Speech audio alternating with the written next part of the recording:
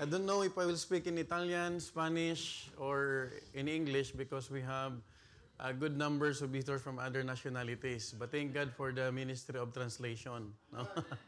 So I hope and pray that you're happy this morning. And are you still excited? Amen. Amen. We're discussing a series of lessons entitled, What's on Your Mind? And for the visitors that we have, we're already on the 7th lesson. And we're so glad that we could be able to continue studying this lesson because we have to understand that we need a sanctified mind as we continue to entrust our lives to the Lord and as we live in this corrupt world. But God is faithful. God is a good God who could give us a sanctified heart. So this morning, I invite you everyone to, if you have your Bible with you, but if you don't have, don't worry because for the visitors that we have, it's available on the screen. Let's open our Bible in the book of Proverbs chapter 12 verse 5. Proverbs chapter 12 verse 5 and then we'll jump to 1 Timothy 4:16. We have two key texts this morning, one from the Old Testament and one from the New Testament. So this time we'll be reading Proverbs 12 verse 5. If you are there, please say amen. We will read all together. Okay, are you there? Amen. Can I hear a loud amen? Amen. Let's read Proverbs chapter 12 verse 5. Read. The thoughts of the righteous are right, but the counsels of the wicked are deceit. Let's jump to 1 Timothy 4:16. 1 Timothy chapter 4 verse 16. If you are there, please say amen. Okay, are you there? 1 Timothy chapter 4 verse 16. All together now read. Take heed unto thyself and unto the doctrine.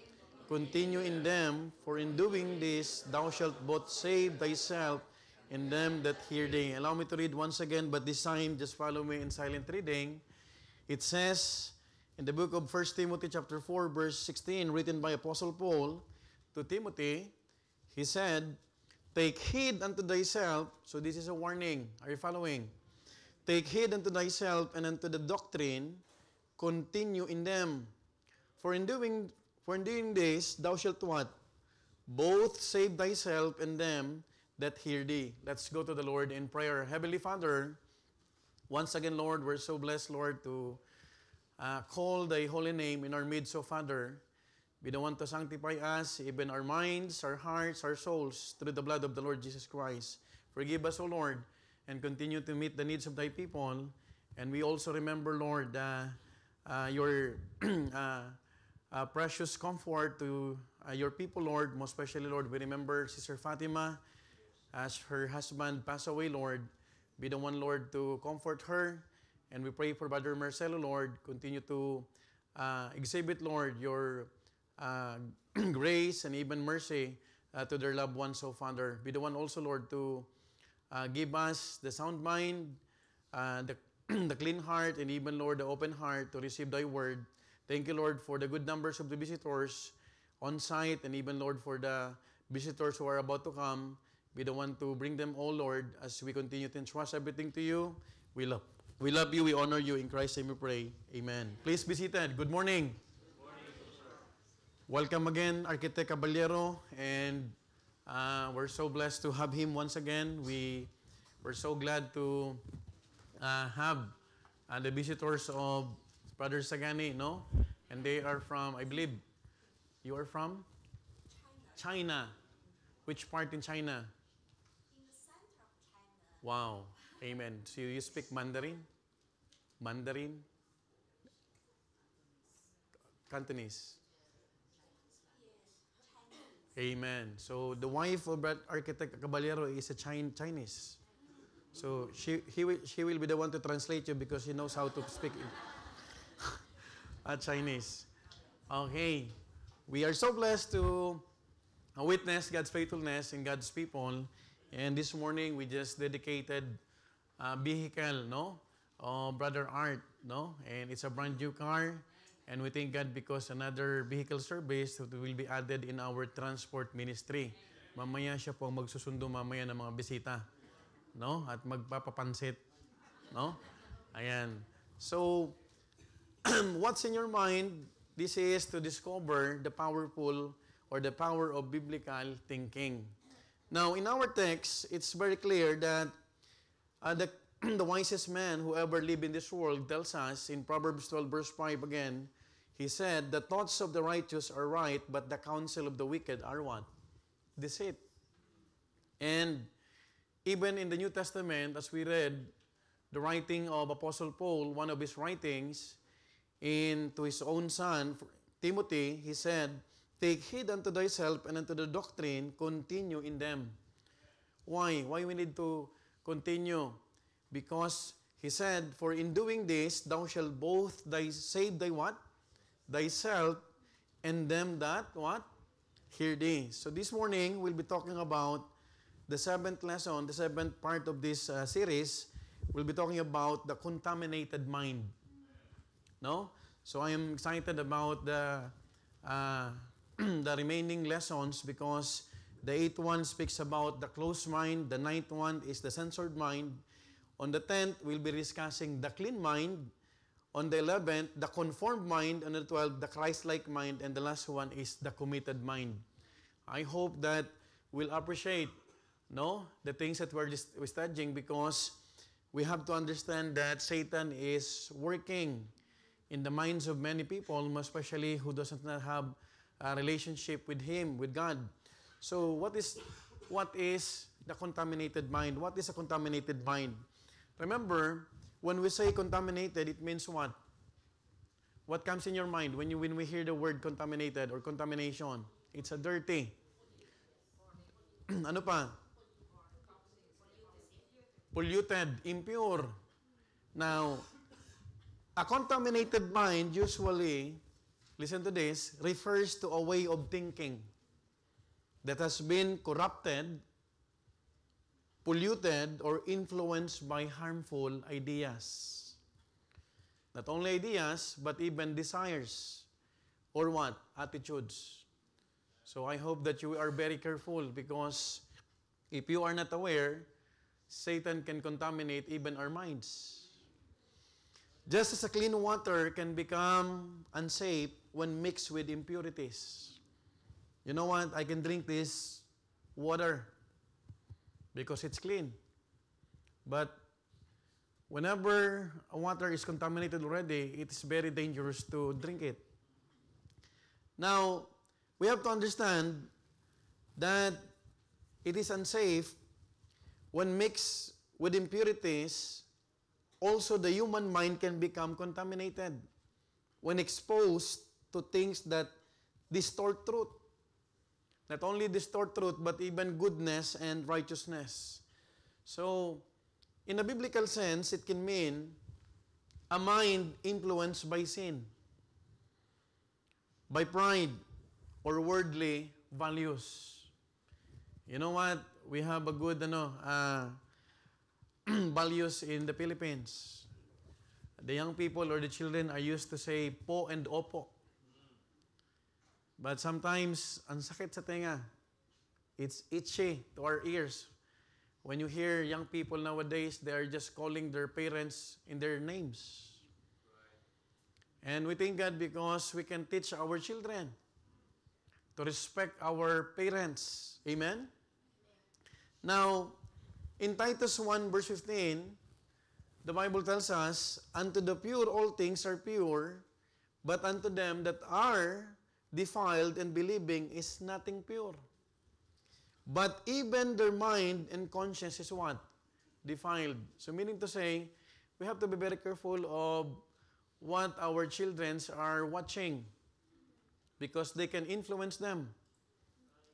Well, gadgets are not bad. Having gadgets is not a sin. But let me remind you that we have the responsibility to check on what they are watching. Because they can contaminate their what? Minds. You remember Miss Rachel? A famous woman from America. She has millions of viewers, in her YouTube. And I thank God because this time, she is no longer part of Jules, the lesbian. Because even in her songs, you could see that they are what? Seemingly accepting the fact that you can build your own family, even male to female, a male. But are you aware that you must you must double check what your kids are watching? Because they can contaminate what?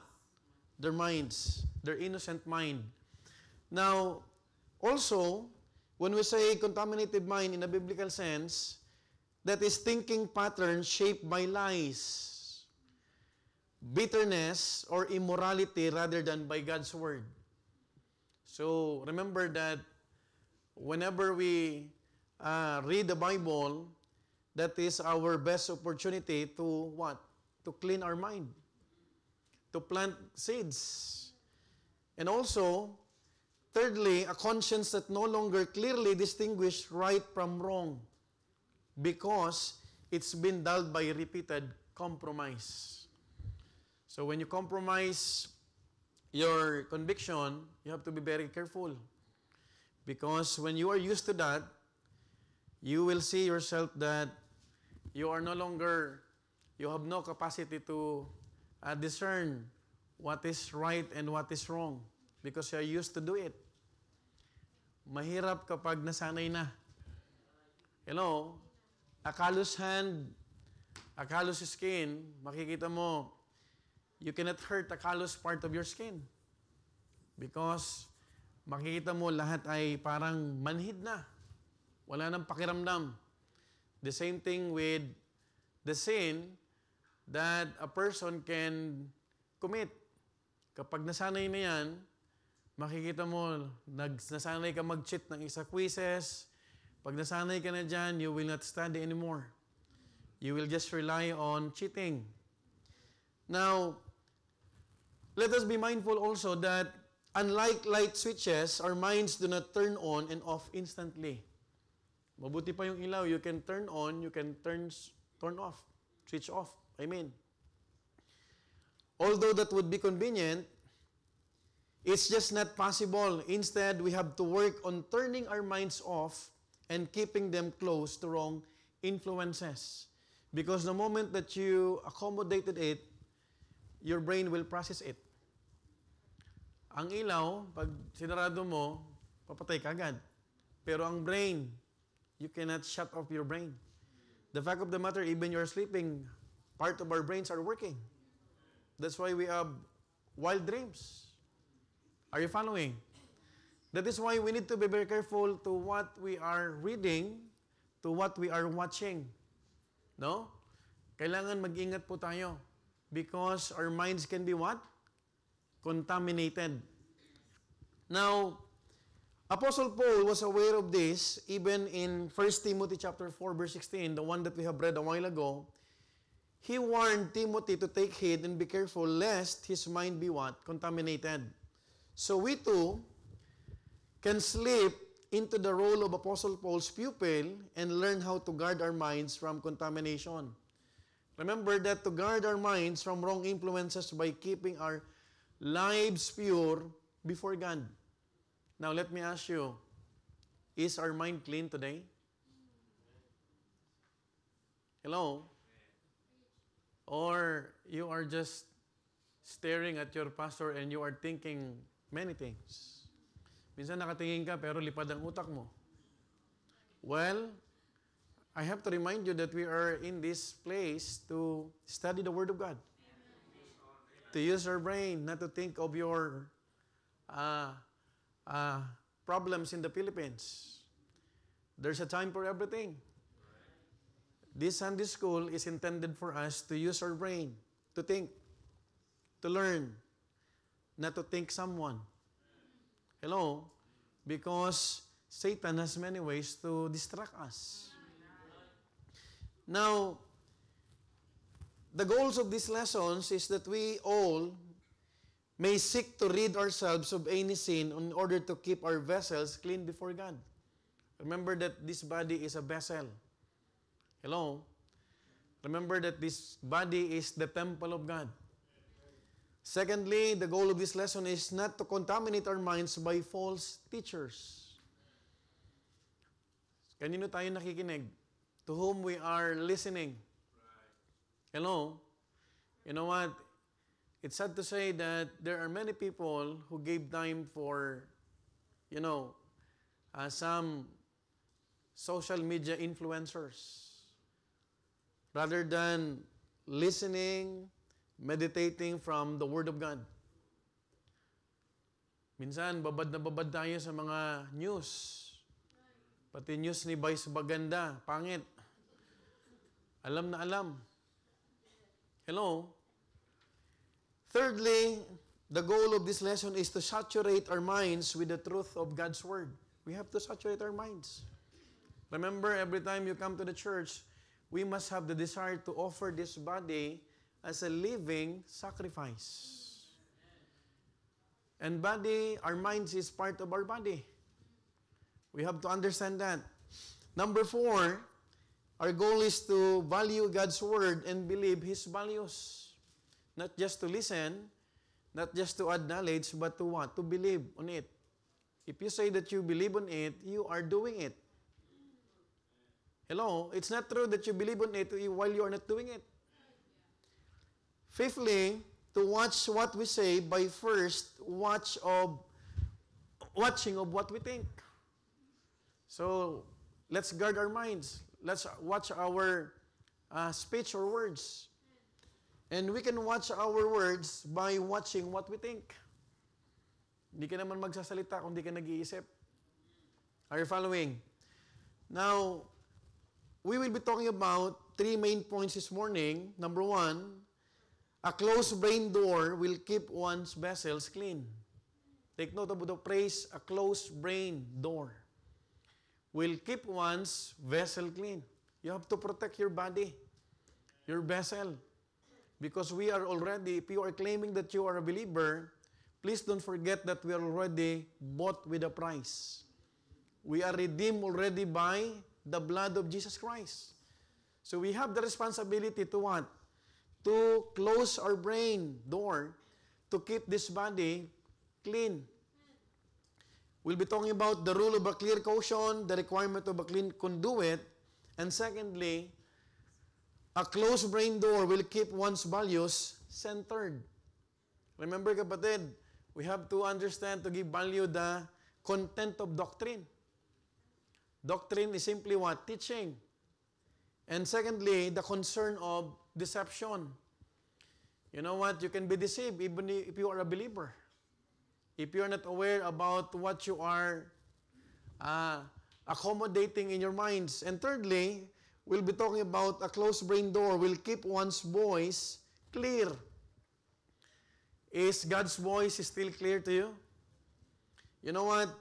We have to have a pure mind in order for us to have what? A clear voice, to listen to the clear voice of God. And secondly, a pleased master. Now, Apostle Paul now warns Timothy in 1 Timothy 4:16. Let's read once again. He said, "Take heed unto thyself and unto the doctrine, continue in them. For in doing this, thou shalt both save thyself and them that hear thee." Whether we like it or not, people or some people will listen to us. The question is, are we become blessing to them? Now, a complacent mind, we have discussed that last Sunday, and a careless mind will lead to a contaminated mind. Do you believe on that? Therefore, we must take heed. Keep the brain door closed to the wrong influences. So let's talk about a closed brain door will keep one's vessel clean. So, the rule of a clear caution. Remember that God commands us to take the water of life to this world. What does it mean? That water, however, needs to flow through the message from the messenger. So, we can convey messages. And sometimes, we must be the one who is conveying good messages or good news. You know what? We have to understand that the rule of a clear caution is the right content and the right conduit are equally important. So you have to understand that we need to be very sure about what we are conveying to other people. And the most important also, not only the content, but even the conduit. Conduit means a pipe, a tube, a pipeline. Or in other words, yun yung vessel na ginagamit para yung salita ng Panginoon ay maibahagi. Now, the requirement of a clean conduit is very important. Have you ever drunk water out of a garden hose? Sino po sa inyong umiinom dun sa lumang hose? Are you doing that? You're not doing that. Why? Because even the water is clean, but when the hose is contaminated already, it's very dangerous. Now, you will experience a horrible taste. Tama po ba? And not only taste, horrible taste, but even the taste. Minsan, pag dumaan sa pipeline na luma na at contaminated na, ibang lasa. No? Lasang kalawang. Now, I hope that you are mindful about the importance of having a clean conduit. Now, there's nothing wrong with the water. You could go over to the outside faucet and fill a glass with water and not think anything of it. But there's something that changes drastically when the water flows through that old garden hose. You know what? We praise God, we thank God because the tap water here in Italy is still clean. In fact, in most cities, like Milan, tap water is still potable. Safe to drink. That's why many Italians do not buy water. They drink it directly from the tap. But not all parts of Italy.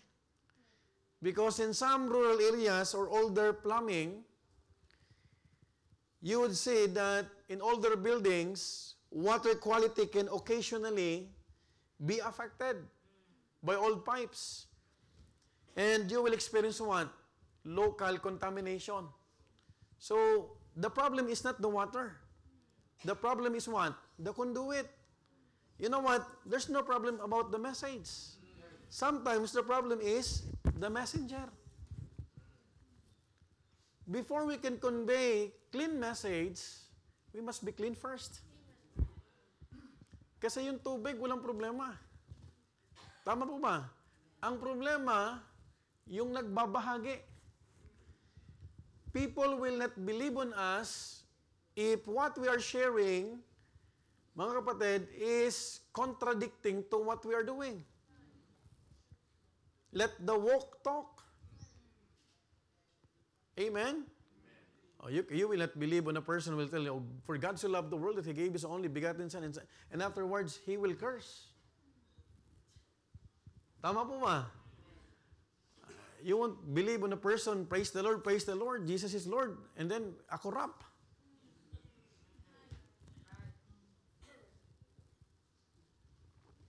Are you following? That's why it's not only an important thing to have a good content, but even a clean conduit. Folks, similarly, there is nothing wrong with the truth that God has given to us. Why? Because the water of life is exactly what every person in this world needs. The problem is what? God has chosen that it flows through us that's going to require a clean conduit.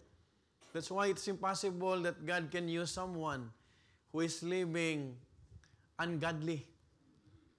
Tama po ba? Don't expect that God will use you if we don't have a clean vessel. Amen po ba? You must understand that we must be what? Exhibiting the fruit of the Spirit so that we could what? Have the fruit that will remain. Don't expect that God will give you fruits. Fruits that will remain through soul winning, through visitation, through your ministry, if we are not a clean conduit. In fact, in 2 Timothy 2:19, the same book, the Bible tells us, nevertheless, the foundation of God standeth sure. Having this seal, the Lord knoweth them that are His, and let everyone that nameth the name of Christ depart from what? Iniquity. So, you have to understand that we must depart from iniquity. In verse 20 to 21, but in a great house there are not only vessels of gold and of silver, but also of wood and of earth, and some to honor. I want you to notice this verse 20. Some to honor and some to dishonor, because not all vessels are clean. So there are some to honor and there are also some to dishonor. The question today is, what kind of vessel are we? Are we a vessel unto honor or a vessel unto dishonor? In verse 21, if a man therefore purge himself from this is in continuation of what we have read, he shall be a vessel unto honor. Praise God, there's still a hope. And what is the hope? If we will repent of our sins. If we will confess our sins. Because if we will not confess our sins, the sin will confess us. Sanctified and meet, I want to notice this phrase, meet for the master's use. What a blessing to hear an appetizer this morning. Behold, He comes. Brother Jacob spoke a while ago. A great reminder that we need to redeem our time. And prepared unto every good work. Even we are living in the last part of the last days, God will not use us if we don't have a vessel unto honor. Because that's what the Bible says. Meet for the master's use. Who is our master? We have earthly masters, your employers. Right? But we have only one heavenly master. His name is Jesus, the Lord, Jesus Christ, the King of Kings, and the Lord of Lords. So, we have to understand this morning that there are causes of a contaminated mind. Number one, there are causes of a contaminated mind. Number one, rejection of God's truth. If a person will continue to reject God's truth, he will surely what? Have a contaminated mind. Look at Romans 1:28. In Romans 1:28, can someone read that? Romans 1:28. Sige po, we are still in the Sunday school.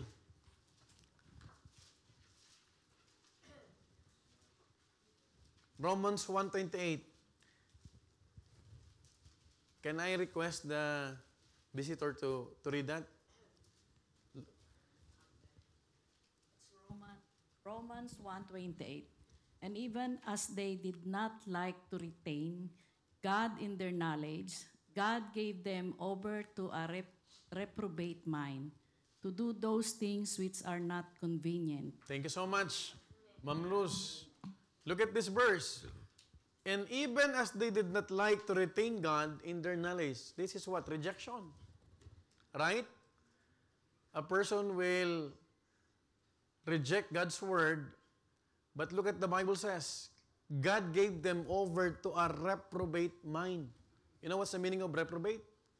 It's derived from the Greek word adokimos, which means disapproved, rejected, to do those things which are not convenient or good or right.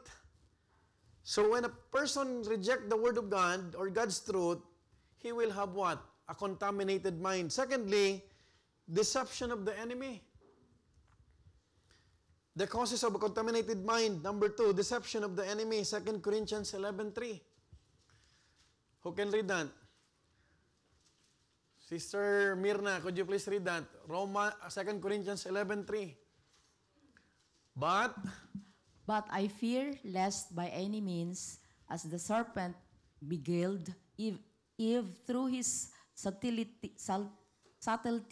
so your mind should be corrupted from the simplicity that is in Christ. wow, thank you so much. Look at this. Look at this. What Apostle Paul is telling to the Corinthian believers. Because Corinthian believers are carnal. They have carnal minds. Look at this particular verse. But I fear, lest by any means, as the serpent beguiled Eve. Satan can deceive us even today. Are you following? Through his what? Subtlety.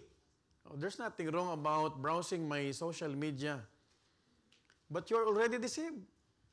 Because you're already spending your time 3 hours watching those news without even reading your Bible. Sometimes you do not understand that Satan is already deceiving us. And we are being deceived on a regular basis, on a daily basis. From the time we wake up, we always check, kapatid, what's in our Facebook. But we do not check our Bible. Look at what the Bible says. Eve, serpent beguiled Eve through what? His what? Subtlety. So your mind should be what? Corrupted or contaminated from the simplicity that is in what? In Christ. The word simplicity means sincerity. Sometimes you are sincere to follow the Lord. Sometimes you are sincere or you have a single mind to follow God's will in your life, but because of deception, we are being hindered. So we could have a contaminated mind if what? We are being deceived by the enemy. Who's our enemy? Your pastor? No. Our enemy is what? Who? It's Satan. So Apostle Paul is reminding the Corinthian believers, you remember Eve? She was being deceived through the serpent. The serpent is not Satan. Satan just used the serpent. And Satan also can use your phones, your TV, your work. Tama po ba? Your feelings. That is why even you have a sincere mind or simplicity or singleness in your heart to follow the Lord Jesus Christ, you will be distracted. Kaya ang hirap, kapatid, kapag nag-pray ka during the altar call. You've been praying for that weaknesses. You've been praying for that, Lord, I will follow you. I will commit my life to you. I will give my whole life to you. And then the following day, andyan ka na naman. You see yourselves doing the same mistakes. Why? Because you are already being what? Deceived. So, saan nagsimula? Number 1, rejection of God's truth. Nagbasa ka, but you are not aware about what? The subtlety of Satan. Deception. And thirdly, exposure to worldly influences. Like what? Media. Like what? Ungodly company. Like what? Pride, lust, bitterness, vices. Nakita ka ng addict na galing sa rehab. Tulala. Because his brain is already what? Contaminated. Hello? Hindi na makapag-isip ng maayos. Aren't you glad that you still have a sound mind? Aren't you glad that you can still discern what is right and what is wrong? There's still hope for us. Or there are some people who are no longer aware about what is right and what is wrong. Oh, naglalakad yung isang Italiano, hubot-hubad. Sa beach.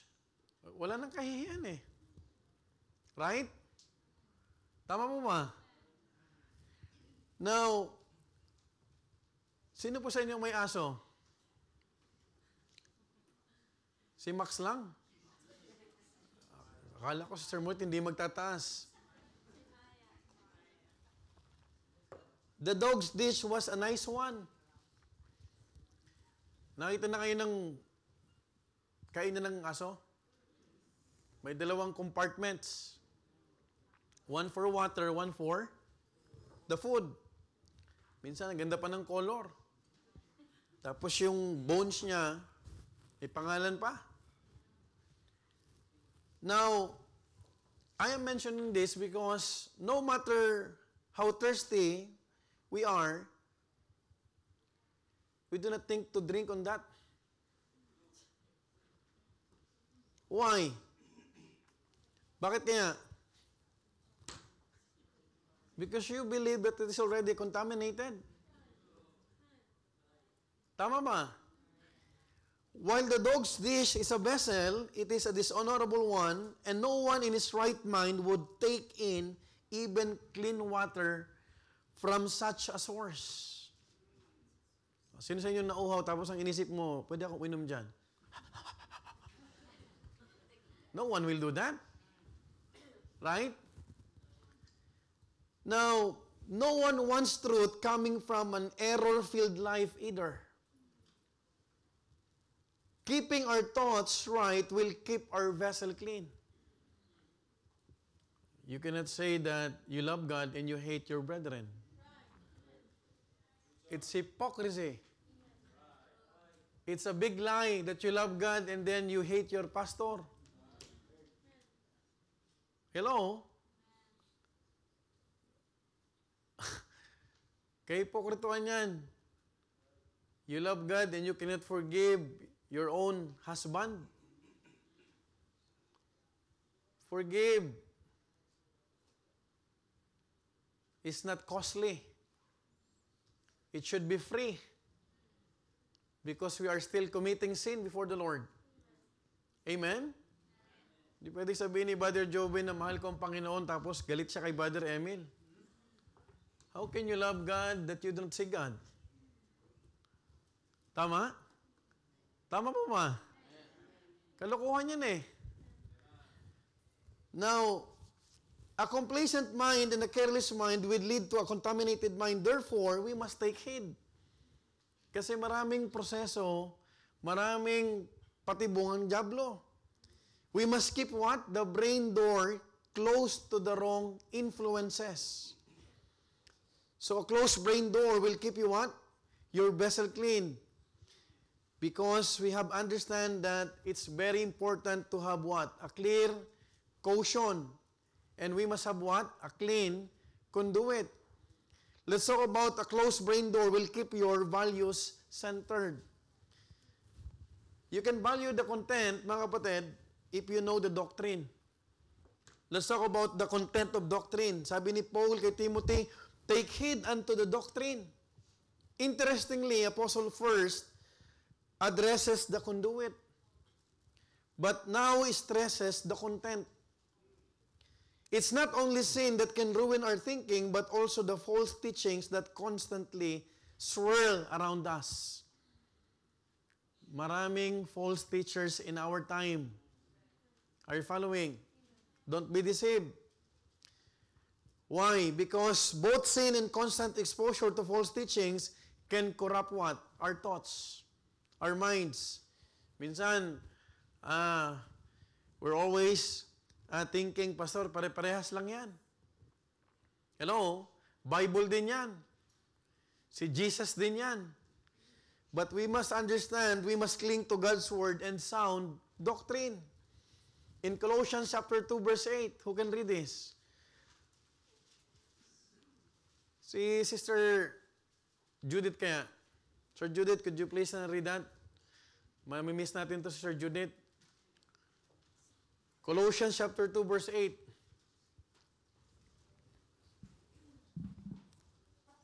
Beware lest any man spoil you through philosophy and vain deceit, after the tradition of men, after the rudiments of the world, and not after Christ. Thank you so much. Look at what the Bible says, beware. It's a warning. Lest any man what? Contaminate you through what? Philosophy. Vain what? Deceit. After the tradition of religion. Hello? That's why Christ did not establish a religion. He wants you to establish a relationship. After the rudiments of the world. And not after what? Christ. So don't bring the system in this world in the church. You bring the system, the standard of God in the world. To this world. That's why we are all missionaries. Our goal is what? To share the gospel, the good news. And you can do that by keeping your mind in the Word of God. You will be able to scratch out those things that are contrary to truth. Now, in our text, in Proverbs chapter 12, verse 5, Apostle King Solomon said, the thoughts of the righteous are what? Right. So, ibig sabihin, kapatid, Solomon put it concisely in the proverb. No? Why? Because you won't fall to the counsels of deceit if your thoughts are right. Pag tama ang kaisipan mo, you will not be deceived. Tama? Are you following? And how can you know that you're right? If your teaching or doctrine is based from the Word of God. That's why you have to have biblical basis. What is your basis for that statement, Pastor? Can you show to me references from the Word of God that teaching or doctrine is coming from His very Word? Kapag walang naipakita sa iyo, nagtuturo sa iyo, bulaang pastor yan. Hello? Are you following? A contaminated mind can show up as constant negativity, lustful thoughts. Not only that, envy.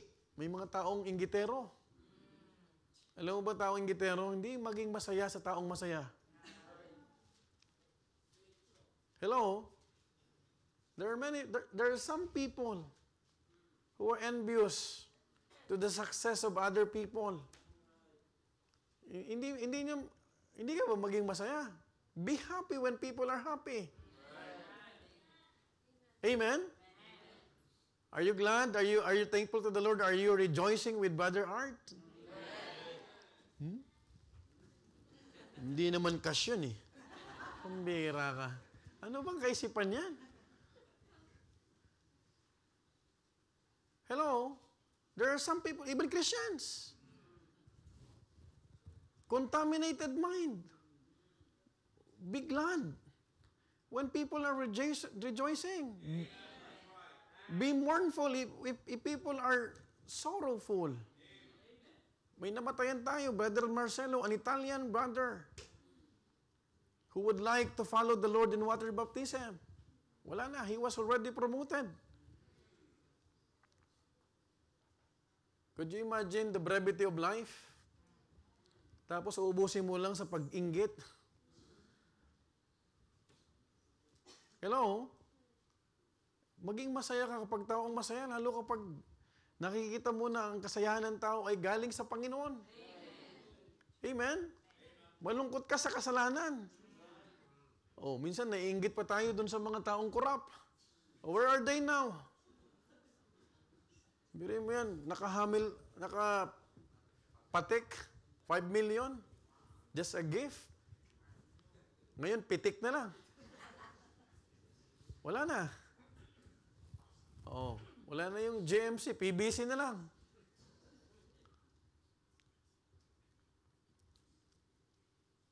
Bitterness or confusion. Guarding our hearts and renewing our minds through Scripture, prayer, and godly fellowship keeps us spiritually healthy. Guard your minds. Amen? And have what? Godly fellowship. It will keep you. Oh, pag ang kausap mo laging negative, nega ka na rin. Ang nakakapagod ang taong kausap, puro negative. Lumayo ka. Kung pwede mo lang kantahan, lumayo ka man sa... Hello? Umagang-umaga, nagkakape ka, nagpapasalamat ka sa Panginoon sa kape. Alam mo ba?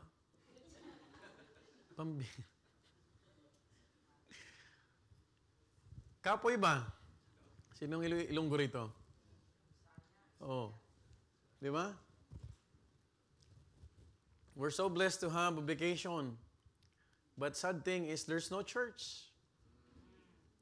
In that island, there are only 100 Filipinos registered in that island. Nasa loob pa ng mga amo nila. No church. Wala akong nakita kahit isang church building doon. Everyone is a tourist. Hello? Yung tao contaminated, kapag punong-puno tayo ng bitterness. The concern of deception, now be very careful because the Bible teaches us that our own hearts are deceitful. Jeremiah 17:9, this is very common to us. The heart is deceitful above all things and desperately what? Wicked. Who can know it? That's why don't rely on your feelings. Feeling ko, mag-church ako. Wala ka sa church ngayon. Kahit masama ang pakiramdam mo, ang feelings mo, you go to church. Amen? Nadapa na si Missionary Chris, nagtuloy pa rin. Para lang hindi mabuhos yung pagkain. Kasi baka magutom si Brother Edmundo mamaya, walang pagkain. Hello? The heart is deceitful above all things and desperately wicked. We can't trust ourselves to think right. We must saturate ourselves with the truth that God has given us. That's why in Hebrews chapter 5, verse 14, look at this verse. But strong meat belongeth. What is strong meat? Solid food. Ano yung solid food? The very Word of God. Alam mo ang solid? Yung pag nagpipreach at nagtuturo, pero tinatamaan na yung kaluluwa mo. Kapag nare-review ka na. That's the solid food. Pag batang Krisyano, tinatapik-tapik pa. Right? Mira, 1 taong ka ng Krisyano, late ka pa rin. Wala kang integrity, credibility sa time. Hello? Look at this. Strong meat belong to them that are full of age. It's not about your numbers. Maturity. Even those who by reason of use have their what? Senses exercises to discern both good and evil. Makikita mo dyan. Alam mo, ang pagiging on time, hindi sa lugar. Kita mo yung mga taga Malta, nasa worship place na ngayon. Hello? Pero may late pa rin. Hindi yan sa lugar. Dito yan. Are you following? Kahit pumunta kayo sa katedral, kahit saan kayong building pumunta, kapag ang mindset mo ay contaminated, lagi kang malilate. Have the desire to come on time. Pwede ba yun? Mag-online ka na lang, mag-zoom ka na lang, late ka pa.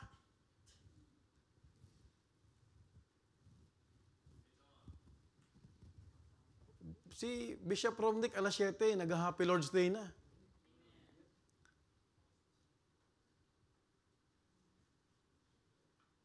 Dito magkakaalaman yung talagang on time. Right? Strong meat belongeth to them that are of full age, even those who by reason of use have their senses exercised to discern both good and evil. That's why God gave to us a strong meat. Aren't you glad? Na hindi ka na o-offend pag ikaw ay nare-rebuke. Anong gusto mo? Kilitiin ka ni Pastor? Bait-bait mo, para kang munyito. Pagpunta na lang ng church, late pa. 2 Peter 1:4, whereby are given unto us exceeding great and precious what? Promises. That by this ye might be partakers of the divine nature, having escaped the corruption that is in the world through what? Lust. Folks, listen, there is a corruption. Huwag natin tignan yung corruption sa politika. Kahit saan may korupsyon. Corrupting of minors, corrupting of minds, right? Tama?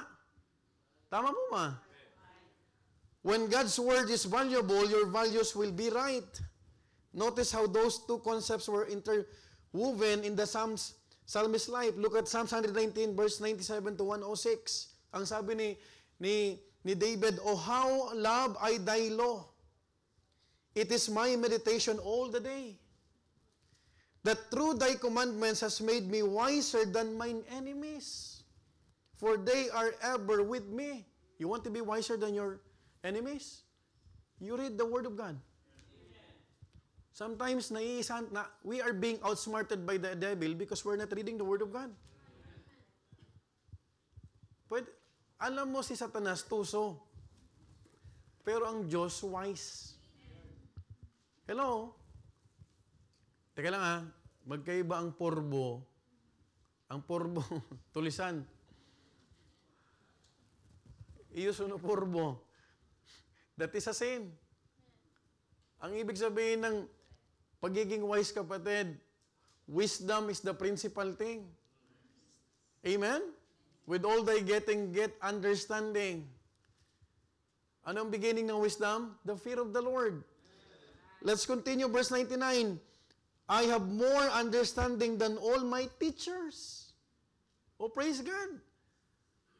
We have Bible college students. And after 3 years, Lord willing, as the Lord tarries is coming, they will be teachers already. Mas magagaling pa ito magturo. Sana all. Pero mo yan, magtuturo na someday si Ma'am Mercy. Di ba? For thy testimonies are my meditation. Verse 100, I understand more than the ancients, because I keep thy what? Precepts. What a blessing. Because you are even intelligent than those historians. Because some historians are not what? Sound. Pero ikaw, alam mo yung history ng Bible, alam mo yung totoong history because you are reading the Word of God. Oh, how about if a historian will tell you that there is what? Evolution theory. Big Bang theory. Oh, because you're reading Genesis, the book of Genesis, you can what? Explain to him. You know what? That's not true. That's a false theory. Because the Bible is clear that God created earth and heaven. Heaven and earth. Amen? There's no such thing as Big Bang theory. We do not came from apes. Papayag ka, Brother Jun Tasong, galing tayo sa unggoy.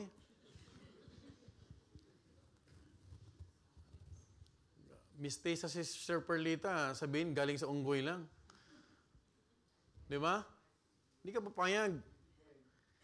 Verse 101, I have refrained my feet from my every evil way that I might keep thy word. I have not departed from my judgment, for thou hast taught me. Verse 103, how sweet are thy words unto my taste. Yea, sweeter than honey to my mouth. Paano ka magiging sweeter? Naanto ka na. Nakaka 2 verses ka pa lang. You are sleepy already. Why is it? But the psalmist is telling us different thing. Yea, sweeter than honey to my mouth. Through thy precepts, I get what? Understanding. Do not accept, mga kapatid, that when you read the Word of God, you do not understand what you're reading. Because through thy precepts, I get what? Understanding. Therefore, I hate every what? False way.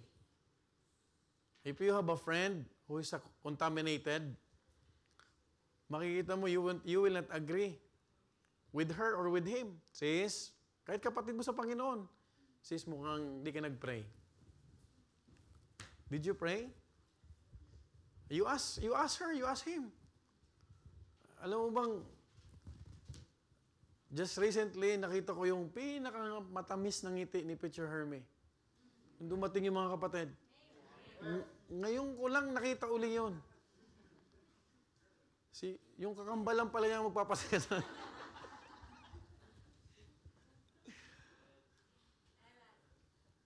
Kaya masaya ako kay Preacher Herme eh. Matagal na panahon ko nakita yon. And sometimes we have to what? To smile even when we have problems. God is a faithful God. We are not in the hospice. We have a healthy body. We have a family. Amen? We have food in our fridge. We can enjoy God's blessing. And look at what the Bible says in verse 5. Thy word is a lamp unto my feet and a light unto my path. I have sworn. I have sworn, sabi ng psalmist. Hindi lang niya tinignan yung kumpare. He's not just telling kapatid yung mga adverbs. Sabi niya, I have sworn and I will perform it, that I will keep thy righteous what? Judgment. So wag nating basahin lang. Don't just take the stabilo and then you will color the verses that you like. I like that.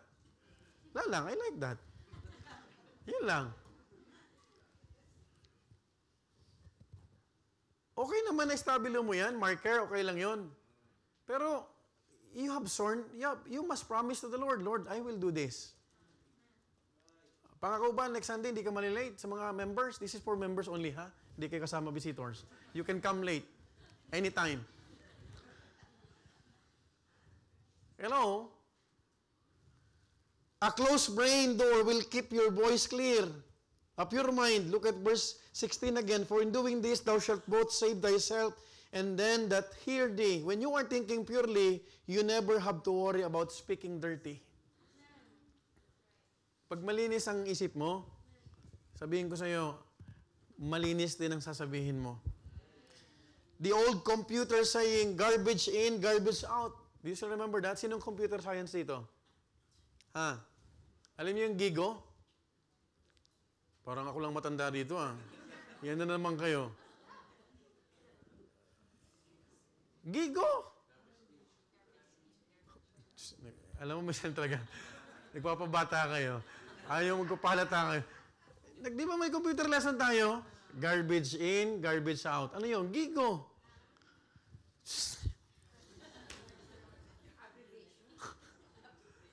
Faulty input, faulty output. Oh. Di ba? Originated in computer science, meaning that if you feed a computer bad input, it will produce bad output. The same principles applies to the human mind and heart. Ano yun? What you sow, you will reap. What you think, you will do it. If we continually take in sinful, false, or corrupt influences through media, teachings, or habits, our thoughts, words, and actions will reflect that. That's gigo. Kung ano yung sinasaksak mo dito, subukan mo magbasa araw-araw ng Bible. You will be comforted. Hindi mo mapag-iisipan ng masama yung kapitbahay mo. We have a neighbor here. Allora, to bene. But we are praying for our neighbor. Lord, help us to have a good testimony. Tumawag siya. Pastore, posso parlare con te? Sì, dimmi, Luciano. Io sto pensando per comprare una bicicletta. E allora? Posso lasciare? Sì, va bene. Kala ko galit na naman. Yung para, bibili siya ng motor na bike. Quanto costa? 2,500. Pero pag masama ang iniisip mo sa iba, ibang gagawin mo. You try to, Lord, help me to come to the church with a clean heart. Kahit may makasalubong ka na kasimangot, masaya ka pa rin. Kahit wala kang pera. Ay, nadapa na kasi missionary kasi nakatawa pa rin eh. Right? Garbage in, garbage out. If we fill our minds with God's word, truth and pure things, our lives will produce righteousness and wisdom. Di ba yun ang pinaka-text natin sa lesson na to? For as a man thinketh, so is he. Out of the abundance of the heart, the mouth speaketh. Ba't nasabi mo yan? Madumi ang isip niyan eh. Nag-isip ka ng laban sa ano. Halimbawa, inisip mo si Lisa, mas maganda sa akin to. Huwag kang mag-isip ng masama laban sa iba. Right? Kasi yan yung na-process Tama po ma? By the way, at the end of the day, we are accountable before the Lord. Yung pagkakamali ng iba, huwag mong kunin kasi siya naman ang mananagot. Right? Tama po ma? Pag humarap tayo sa Panginoon, it's a personal matter. Hindi sasabihin ni Brother Sagani, Lord, I have a brother who looks like me. He's a preacher in Bethany, Milan. He's accountable for what he's doing. And Preacher Hermes also will give reckoning. Individual tayo. Ang mahirap pag ang asawa mo spiritual, ikaw naman spiritual. Pag ang asawa mo ay hindi spiritual, hindi ka rin spiritual. So, ang spirituality mo nakabase saan? Hindi dito. Amen? Our spirituality should be based on what? Our relationship with the Lord. Wala akong alam na spiritual na tao na hindi nagbabasa nito. You cannot be a spiritual Christian if you are not reading and meditating the Word of God. It's so impossible.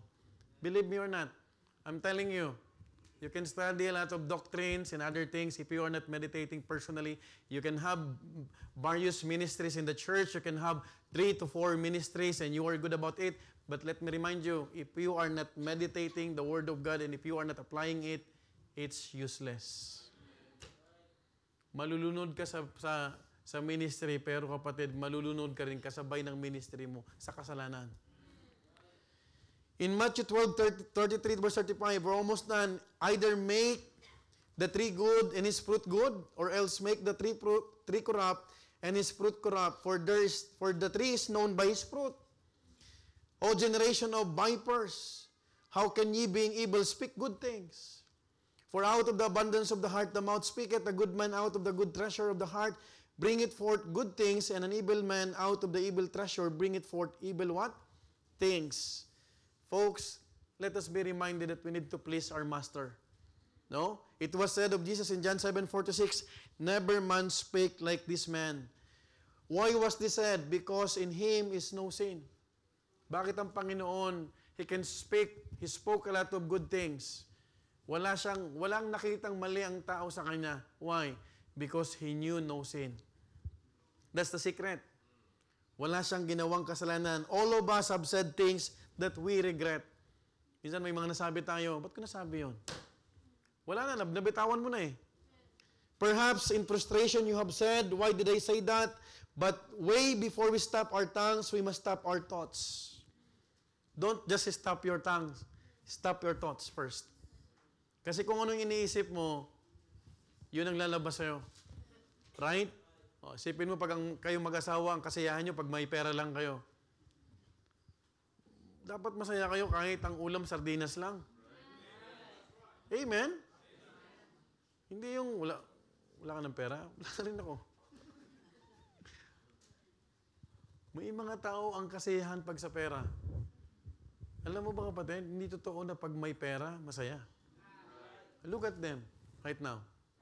Look at those people who are involved in ghost projects. May mga ghost Christian din. Ghost giving. Hello? Alam mo ba may mga ghost Christians din? Pag sakripisyuhan, wala. Right? Pag ghost project, alam natin. O may mga ghost Christian. You know why? Pag cleaning time, wala. Nagiging ghost. Leader. Alam ko na mga dahilan.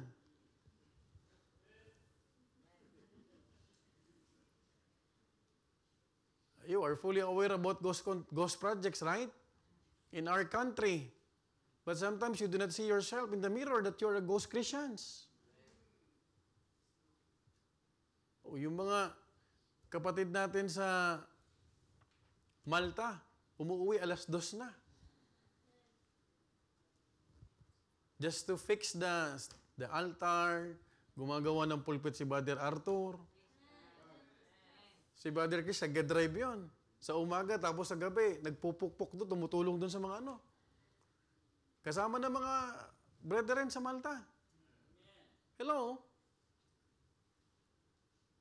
You would see, kapatid, na masarap, kapatid, na lahat tayo may tamang kaisipan. Amen? Because you would realize when we are thinking right, the right words will come when we need them. Oh, anong pakiramdam ng maraming may kasama pag may gawain? Di ba madali? Amen? Folks, have you ever been witnessing someone and later were amazed that you thought of certain verses to use? Hindi mo naman siya talagang pinaghandaan, pero because you are saturated with the Word of God, your mind is saturated, pero nung may sinisharean ka, namanggit mo yung verse na yon. Have you experienced that? And then nagtwinkle-twinkle ang mata mo dahil nasagot mo yung tanong niya. Pero paano mo sasagot kung hindi ka naman nagme-meditate?